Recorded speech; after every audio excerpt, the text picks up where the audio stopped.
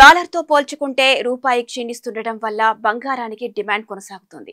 ఈ నేపథ్యంలో ఈ రోజు డిసెంబర్ 9న ఉదయం 6:30 సమయానికి దేశంలోని పలు నగరాల్లో బంగారం ధర ఎలా ఉన్నాయో తెలుసుకుందాం. ఇటీవలి కాలంలో పెరుగుతూ వస్తున్న బంగారం ధర ప్రస్తుతం స్థిరంగా కొనసాగుతోంది.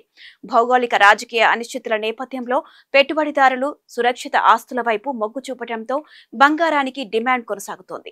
డాలర్తో పోల్చుకుంటే రూపాయి క్షీణిస్తుండటం కూడా బంగారం పెరుగుదలకు కారణంగా కనిపిస్తోంది.